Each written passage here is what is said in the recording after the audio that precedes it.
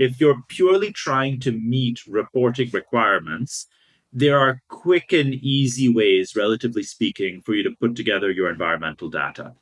And this might mean that you use spend based scope 3 emissions calculations, for example, decreasingly possible in the food and apparel and personal care space given flag.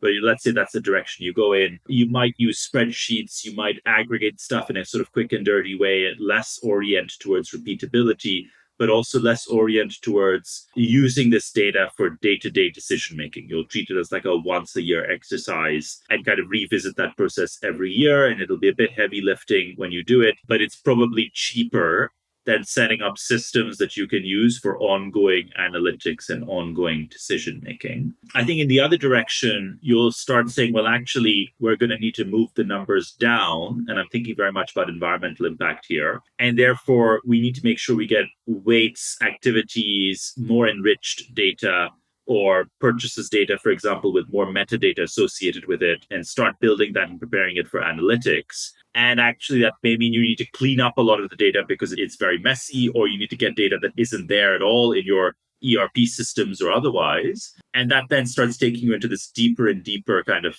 this sort of dragon's lair of stuff that you need to fix. And that makes sense if you want to drive environmental impact change.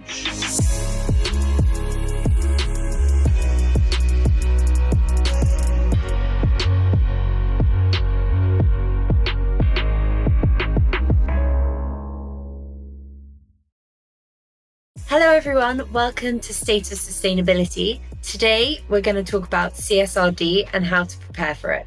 Saif, hey, how are you doing? Hey Izzy, I'm good, thanks. How are you? I'm very well.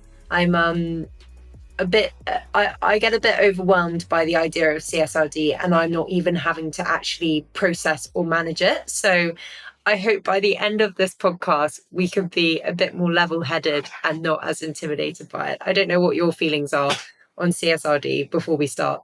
Yeah, I totally agree. I mean, the nice thing, I guess, is we've had a few years to process CSRD. Like the actual text has been out for a while. I would be surprised if most people practicing it have fully read it, but that's the case with most legislation. But it's, it has been well socialized, I would say, so far. Well, for context, for those who haven't read it, the Corporate Sustainability Reporting Directive, aka CSRD, is the EU's landmark law for making ESG reporting more consistent. So it requires about 50,000 companies of a certain size. So this is over 250 employees with over 40 million euros in revenue to make annual sustainability reports in line with the European Sustainability Reporting Standards. So just note, this confused me too. CSRD is the law who states that you have to report it, whereas ESRS are the standards that tell companies how and what to report. So the ESRS basically requires companies to disclose how they measure and manage their sustainability impacts, risks, and opportunities across 12 standards. And these are actually quite far-reaching. So it's not just carbon, but it's also biodiversity, circular economy. And I think the main thing I want to highlight here is the subject of double materiality. And this requires companies to look at both impact as well as financial materiality, and means companies have to report on both of those risks and opportunities, which may be financially immaterial. So what does this all mean? It basically means that everything's just got a little bit harder. So there are more issues to report due to double materiality. There's broader themes for disclosure with the 12 ESRS standards, and there are a wider set of stakeholders to engage, including investors, customers, employees, suppliers, etc., etc., etc. Saif, I would love to just get your understanding on how different companies are approaching CSRD, and if there are any ambitious archetypes that you see emerging. Yeah, I think that's a big meaty topic to dig into, Izzy. So thanks for the softball there. I'm seeing two archetypes, maybe three archetypes actually. There's always three. Izzy and I were joking about this. There's always three on this show. Three archetypes. One is where finance owns the topic. And so the finance team says, this looks a lot like the financial audit requirements that we've already tackled for years.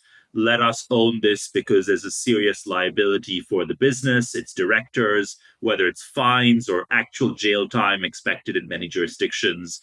The sort of punitive or the penalties are devolved to the countries to come up with their own versions of that. France has some pretty stringent ones that have been released. But yeah, so basically finance owns it and says, let us drive this. That's kind of one archetype. A second archetype is where it's owned by an ESG team, and the ESG team owns the whole thing, which is all the data gathering, all the collation, the submission, etc. And there's a third archetype, which is where finance may own the submission and the collation at the end of the day, but their component parts devolve to different teams. And so there might be, for example, a sustainability team that owns carbon accounting as a subtopic. And there might be other teams that own different, supply chain might own some of the supply chain risk elements. And those are then aggregated together, and maybe that aggregation is done by finance. So I sort of see these three. The first two are centralized in finance or ESG, and the third is distributed or devolved across the organization with some aggregation on top. And do you have a sense of which one is the best archetype to go for? No, I think that it depends on the company. And so the third one I find is often a larger company that I see doing this, where they have enough capacity to actually have sub work streams owned by different teams and absorbed within the workflow cadence. I think, to be honest, that between the finance team owning submission and the ESG team owning submission, the risk averse will probably go for the finance option because it's a more tried and tested pattern of these sorts of high risk requirements being met. But I don't think there's one choice. I think actually every company, kind of based on its organizational structure and scale and size, might go in a slightly different direction. And in terms of resource managing for CSRD, I know this will probably vary in terms of company size, but what kind of investment can you expect that you need to make to ensure that you can, maybe we go down the, like, you can actually just comply to CSRD, and then perhaps I can ask for another second case study on how you can then integrate policies to make sure it's not just CSRD you're complying to, but having full impact as well. So with those 2 points, what kind of investment are we looking at? Yeah, so you mean like what is the investment just to comply with regulation and the letter of the law versus actually if you want to go full throttle towards change and impact? I forget the exact number, to be honest, but the EU CSRD had, as part of its build up, an assessment done by third party consultants, I believe, that they engaged to see what the economic impact would be to companies that were captured by regulation. And I think it was in excess of $1 million or so was the expectation of what it would cost the companies that were involved to put together all of the reporting requirements, manage the accounting, not just the emissions accounting, but also all the other aspects of this. And I think that out of that, from personal observations and anecdotal evidence, if I look at the 50,000 companies or 48,000 companies or so that are in scope, I find that many of them are probably spending a lot less than that amount today. And one could argue they're underspending and the spending is going to ramp up. But I think that many of those companies are spending a fraction of that number. And I think there's a small slice of those companies that are spending a multiple of that number. And I think that there's probably going to be some settling around this. So the companies that are spending the higher amounts probably have some efficiencies as they get more used to the cadence of this. Maybe they go more towards automation and tooling. And the other companies, I think, start to ramp up what they're doing. And so maybe that number ends up being about right. But right now, I think it's kind of a sort of a significant skew in different directions. And then, sorry, Izzy, for the second part, there is no cap on the amount you could spend to improve the impact of your business and your value chain. I mean, there is a cap, but it's like a hard cap to compute. But I think that, if you look at environmental impact reduction budgets in large companies, we're seeing this be anywhere from, if I think about again large companies within that group of 50,000 or so, I would say it's probably anywhere from $1 million to 100, 200, $300 million a year is kind of anecdotally what I'm seeing in the market, I guess. You take, for example, the Nestle budget of 1.3 billion euros to be spent on region ag. I think it was over 3 to 5 years or so. You can kind of do the math on that sort of thing and already come to a number that is in the hundreds of millions. And I see multiple companies going in that direction.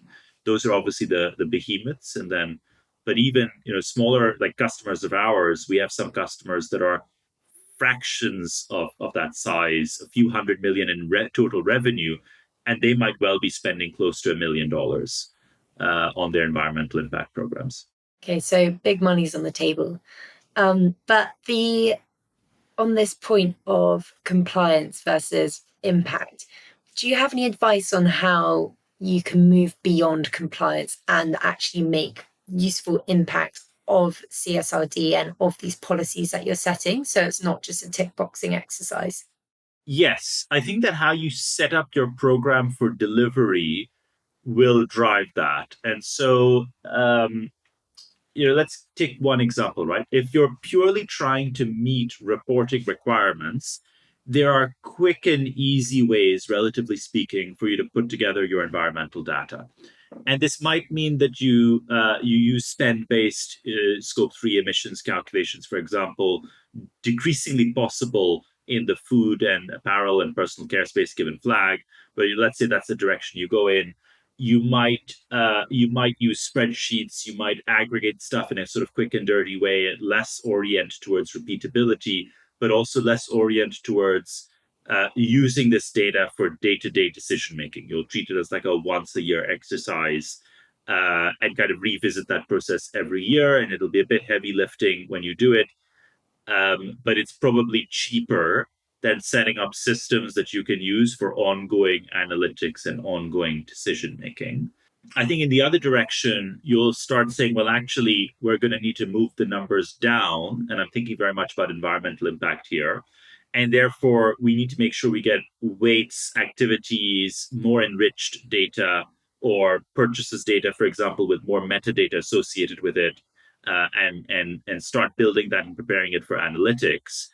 And actually, that may mean you need to clean up a lot of the data because it's very messy, or you need to get data that isn't there at all in your ERP systems or otherwise. And that then starts taking you into this deeper and deeper kind of, this sort of dragon's lair of stuff that you need to fix. And that makes sense if you want to drive environmental impact change. I think just bringing it back to the double materiality problem, there's also, if you look at those two categories of double materiality, one is what is the impact that my business is having on the world? And the other is what is the impact that the world is having on my business, basically. And you could get better data and enriched data for decision making in both directions.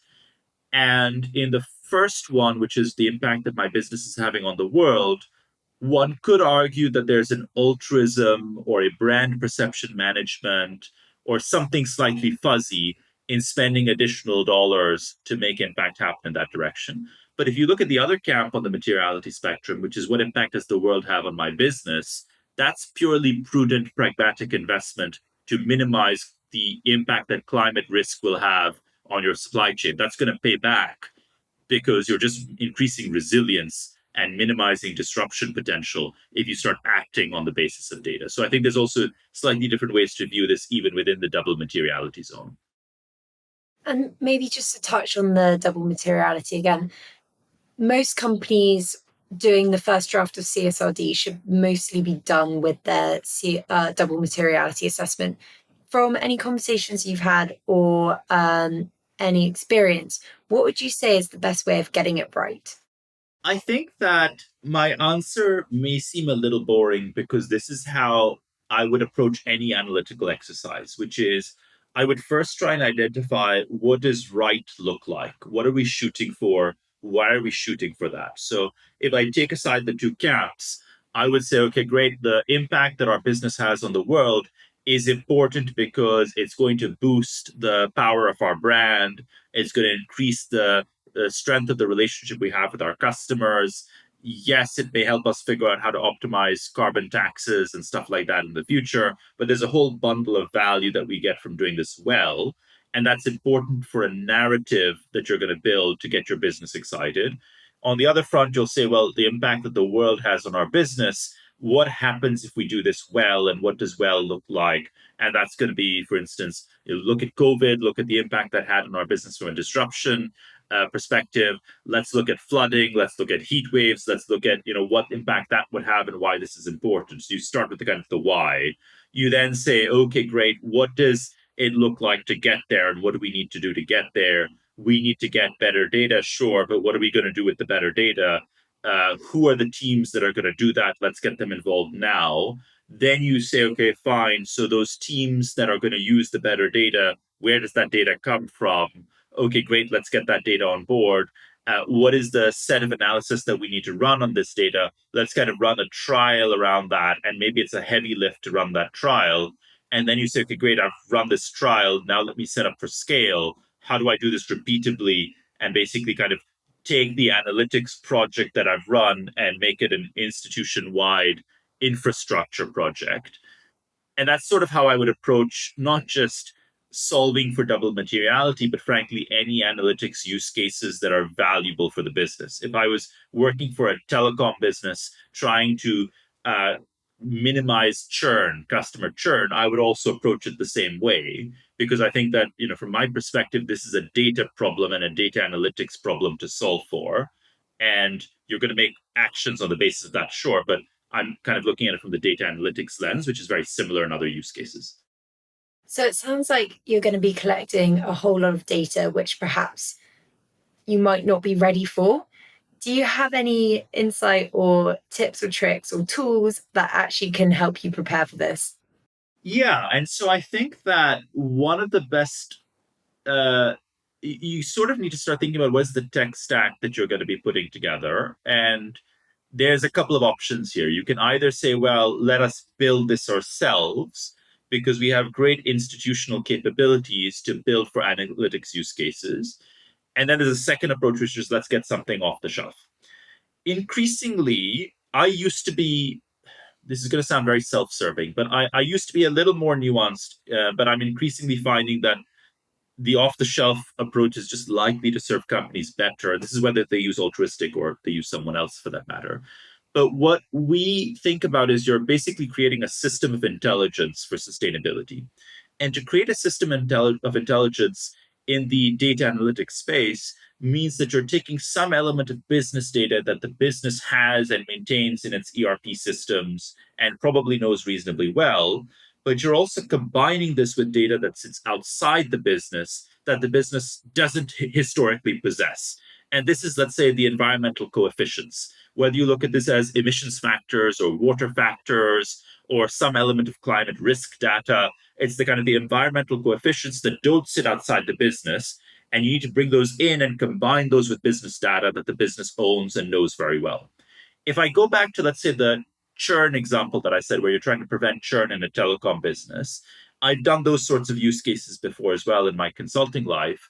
And that's typically all data that the business does own, actually. Like there's very little, there's not really a lot of external data the business needs to bring in. The business needs to figure out how to build a formula and an algorithm on top of the data that it has. And it can do that very well. And it should have the institutional capability to do those sorts of things. But where you're actually now combining that business data with external data and figuring out matching, if you're trying to create that stack yourself, then you are locking yourself in anyway into buying external data. So you already have an external spend component, and you're locking yourself into a big subject matter intensive problem, which is how do I combine the external data with the business data in an environment where standards are constantly evolving. So you have an ongoing heavy duty maintenance problem to keep adjusting the formulas, let's say, to simplify things, and an ongoing external spend commitment to acquire the environmental coefficients. So there's actually very minimal saving to be had long term from building this internally versus buying something off the shelf where this problem is outsourced. And I think the gauge that I get from CSRD is that actually the scrutiny is not just on the data, but also on the data collection piece. So if you can actually have those steps that you've done to collect the data and like have that third party verified, that's also a key part of the puzzle. If you kind of think about the use cases that companies historically solve for internally, in most cases, those are not use cases that they are expecting to have audited with increasing amounts of scrutiny externally.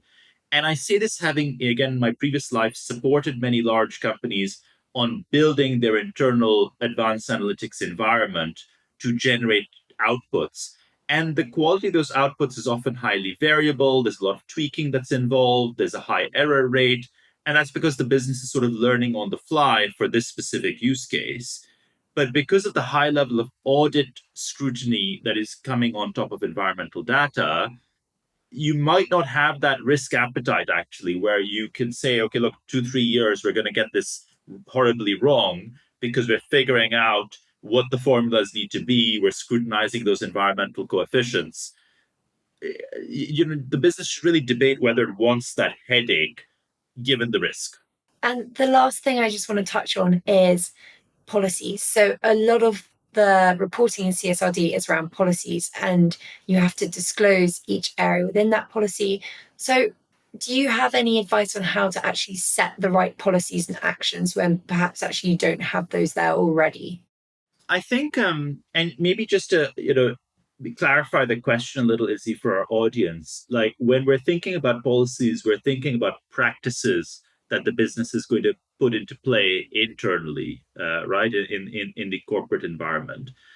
And I think that most companies have a good pattern for doing this reasonably. Like most smoothly run companies have a good pattern for doing this reasonably in other contexts.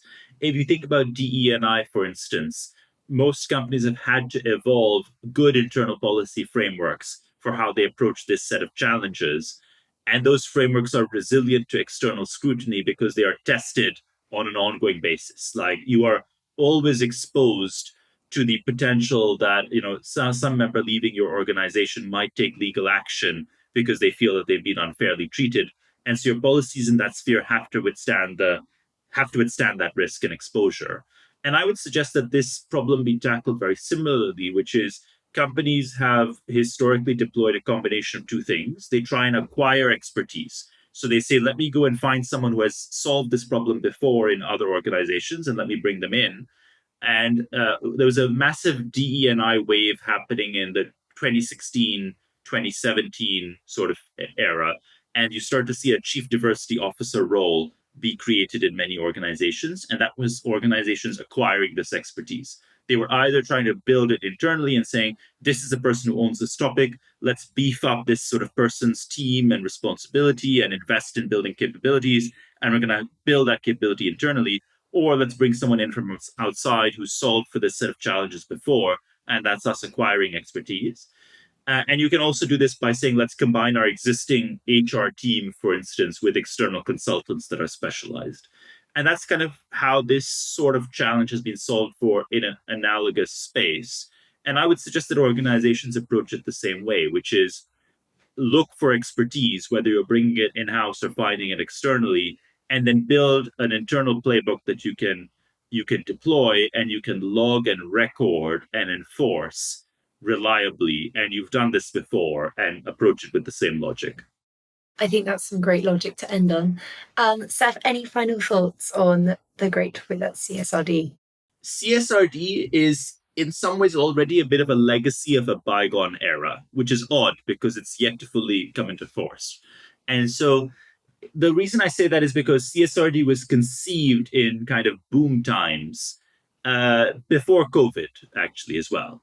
And it was deferred during COVID, and it's finally now on the cards. But it is something that, like, the policymakers really of 6, 7 years ago have bequeathed to us. And I think that CSRD would probably have a harder time getting defined and passed if it was fresh today. And so, as an environmentalist, I'm quite happy that we have CSRD. We had this debate a little, Izzy, around the SEC stuff, but I think that CSRD is probably a high watermark for current times, and so I think it is as an environmentalist, I think it's ambitious enough, which is good. I think it's going to probably take 5 or 6 years to really see companies starting to grow into it.